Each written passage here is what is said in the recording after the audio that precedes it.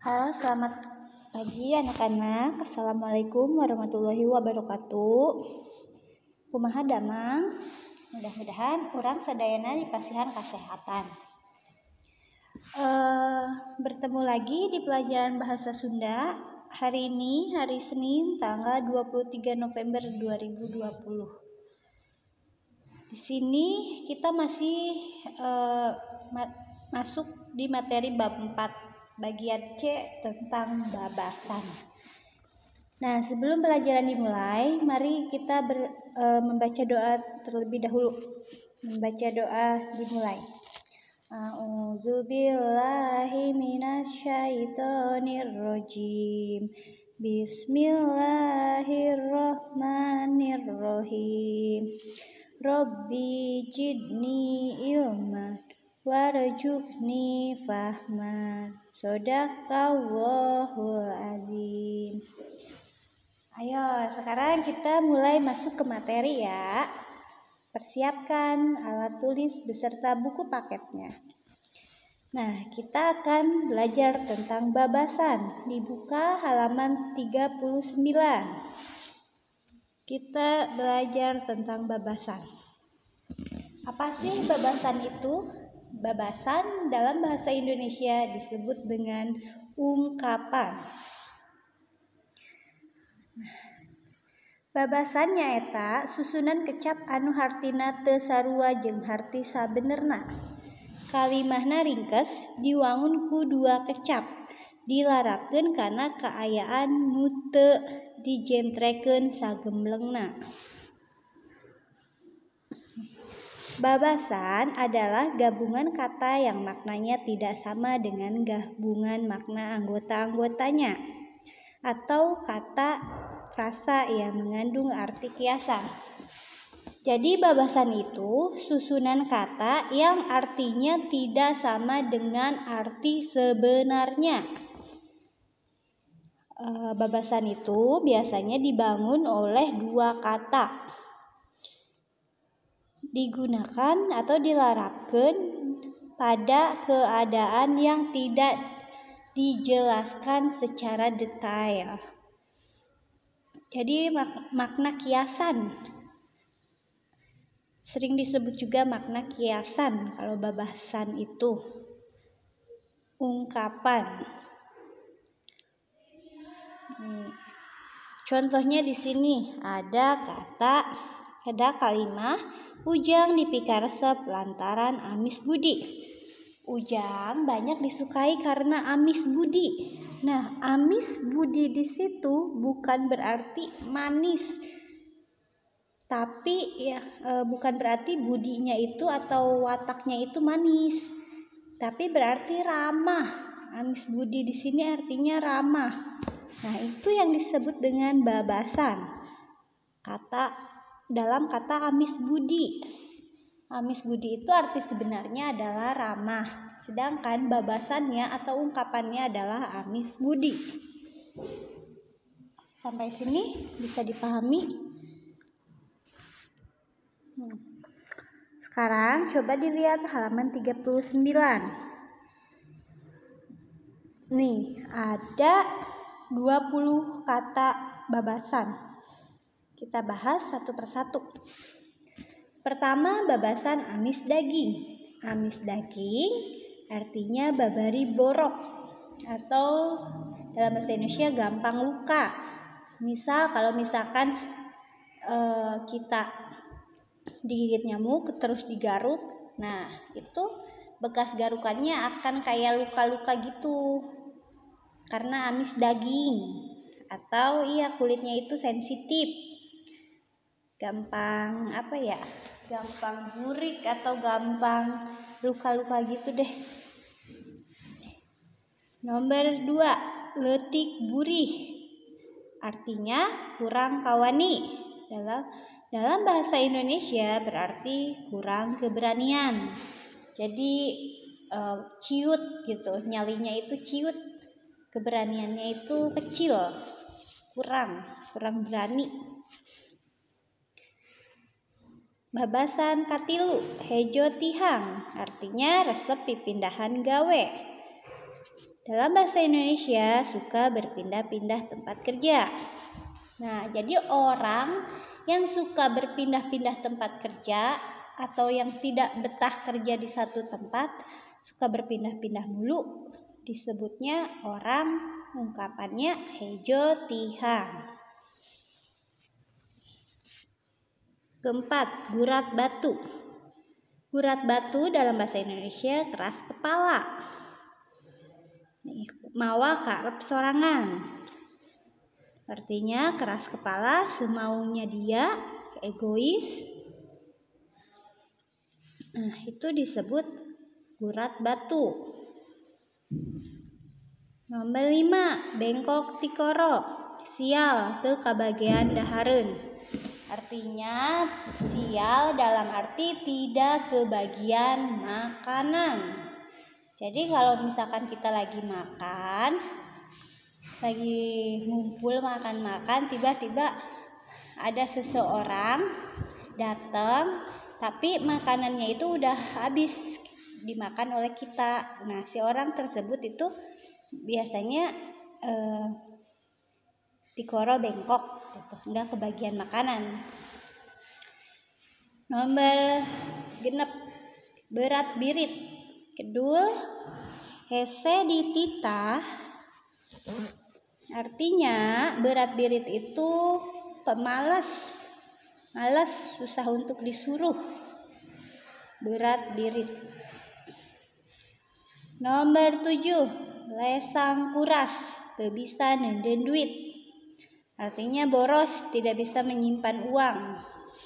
Jadi kalau ada seseorang yang benar-benar boros, tidak bisa menyimpan uang, itu babasannya adalah lesang kuras. Ungkapan untuk orang yang boros, tidak bisa menyimpan uang. Nomor 8, laer gado. Resep barang pentak. Suka minta-minta. Dalam hal ini adalah apa ya? Maka kebanyakannya digunakan untuk suka meminta-minta makanan. Nah, ungkapan atau babasan kepada orang yang suka meminta-minta atau resep barang pentak yaitu laer gado. Nomor 9, heuras genggerong. Ngomongna kasar. Ini digunakan untuk orang yang suka berbicara kasar. Orang yang suka berbicara kasar, babasannya itu adalah heuras genggerong. Sampai sini bisa dipahami? Sekarang nomor 10. Hampang leungeun. Hampang leungeun dalam bahasa Indonesia adalah ringan tangan. Babari teu teungeul, artinya gampang memukul.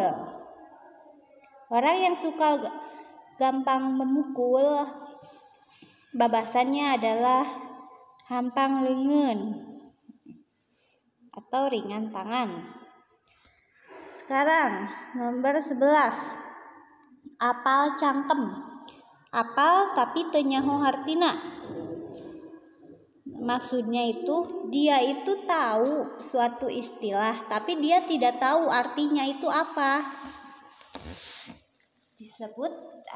Disebutnya itu apal cangkem. Jadi cuma tahu istilahnya sedangkan artinya tidak. Nomor 12, ceuli lentaheun. Sok sadenge-dengena. Ya Allah, lupa ini belum diisi. Maksudnya itu dia suka sekedar mendengar, apa yang didengarnya itu pokoknya sekilas mendengar, masuk kuping kiri, keluar kuping kanan. Nah, seperti itu. Nomor 13, galegeh gado. Sareseh someah akuan ka batur atau kasemah. Maksudnya itu galegeh gado adalah ramah, suka mengaku orang lain sebagai teman ataupun tamu. Misalkan nih kita bertamu sama seseorang, nah orang itu langsung menyambut kita dengan baik. kita disuguhi makanan, disuguhi minuman. Nah, itu istilahnya disebut dengan galegeh gado.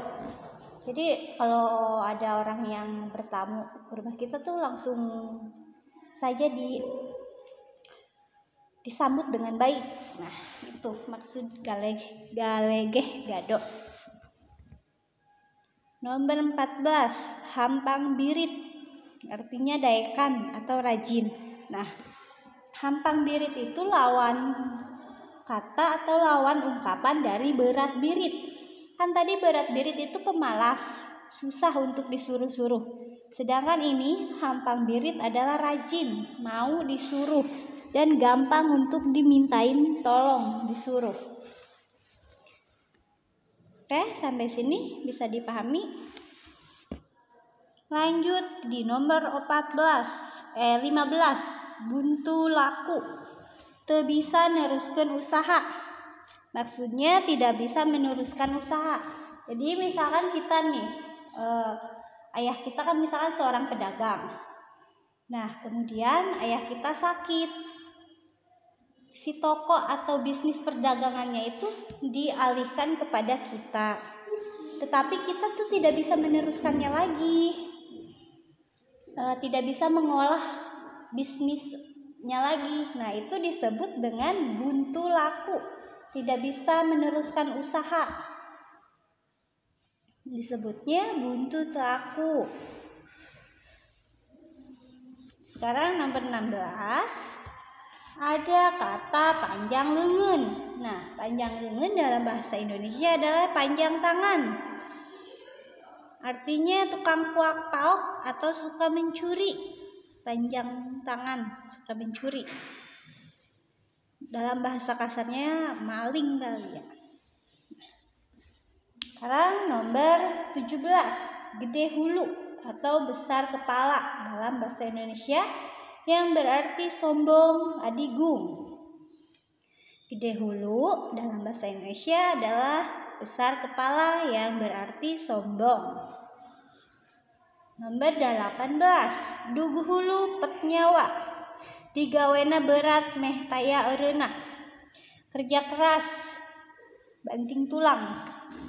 Dugu hulu pet nyawa dalam bahasa Indonesia yaitu banting tulang, yang berarti bekerja keras dari siang sampai malam. Nomor 19, karasa pahit peheurna. Artinya karasa susah jeung senengna. Maksudnya itu jadi merasakan susah senangnya kehidupan. Sampai sini bisa dimengerti. Sekarang lanjut nomor 20. Aya jurig tumpak kuda. Aya rejeki anu teu pati diarep-arep. Maksudnya itu ada rejeki yang tidak disangka-sangka. Ungkapannya itu aya jurig tumpak kuda. Jadi kita dapat rejeki dari mana aja, dari pokoknya kita tidak mengharapkan rezeki, tiba-tiba datang aja begitu aja. Rezeki yang tak terduga, mendapatkan rezeki yang tak disangka-sangka atau mendapatkan rezeki yang tak terduga. Babasannya itu aya jurig tumpak kuda. Sampai sini bisa dipahami. Semoga bisa dipahami dan bisa dimengerti. Sekarang coba dibuka halaman 40. Untuk tugasnya ya, kita bahas halaman 40. Nah, di situ di halaman 40 yang bagian 2 ngeusikeun babasan dina kalimah. Nah, ini kalimahnya belum lengkap. Di situ kalian tinggal melengkapi dengan babasan yang ada di halaman 41 di kotak berwarna biru. Nah, dicocokkan dengan kalimatnya. Nih, nomor 1. Budak teh titik-titiknya mani babarian pisan borok. Anak itu titik-titik. Kulitnya suka gampang luka. Nah, babasan yang tepat kira-kira apa? Babasannya ini kan tadi Ibu sudah jelaskan nih di halaman 41.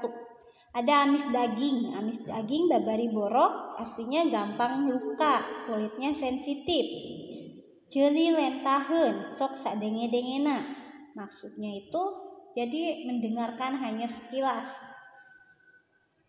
Nomor C-nya hejo tihang, resep pipindahan gawe, yang berarti suka berpindah-pindah tempat kerja. Yang D, gurat batu atau keras kepala, mawa karep sorangan, yang berarti itu apa sih? Semaunya dia, sekarepmu. Nomor E, bengkok tikoro, sial teu kabagian dahareun.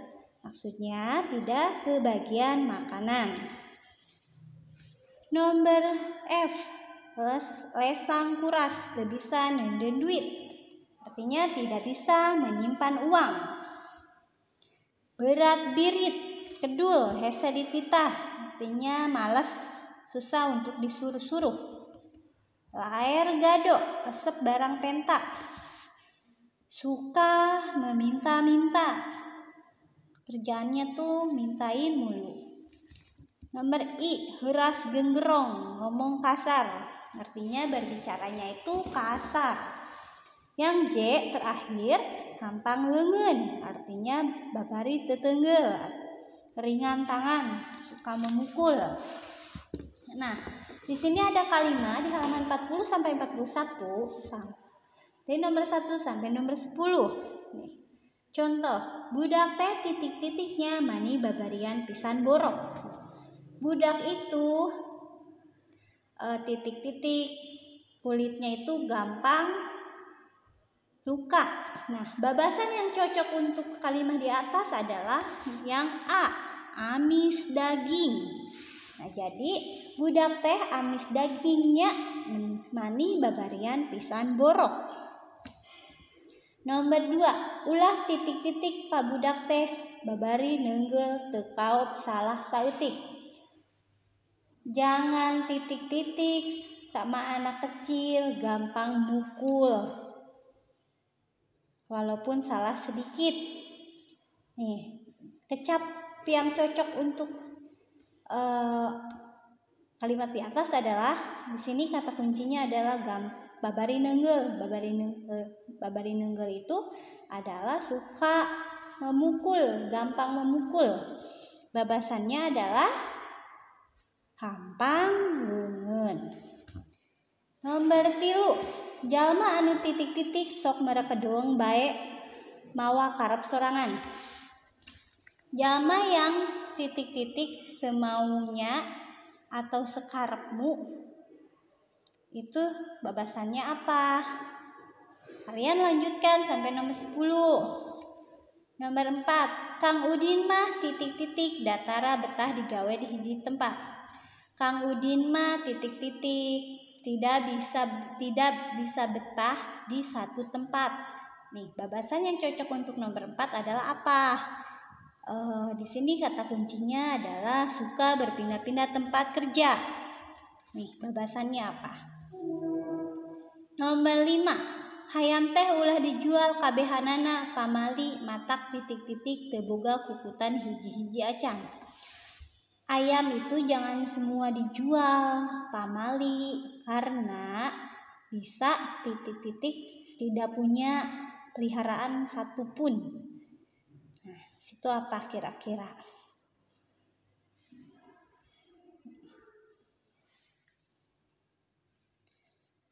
Nomor 6, ujang mah titik-titik panggang hayam geus beak ieu kakaran rojol ka dieu. Ujang mah titik-titik, ayam panggang sudah habis, ini baru datang ke sini. Nah, babasan untuk melengkapi kalimat nomor 6 kira-kira apa? Di sini ada tidak kebagian makanan. Ini babasannya apa? Jang hirup mah ulah titik-titik mun aya nanaon teh teangan heula kabar nu sabenerna. Nih, kalau jang hidup itu jangan titik-titik. Kalau ada kabar itu harus ditelaah yang sebenarnya. Jadi jangan masuk kuping kiri atau keluar kuping kanan. Nah, itu kira-kira apa babasannya? Si Badrumah titik-titik atuda ngomongna kasar baik kasar sahateh. Si Badrumah titik-titik ngomongnya kasar kepada siapapun. Ngomong kasar itu babasannya apa? Nomor 9 titik-titik si Bolenang mah sok resep barang pentak kabatur.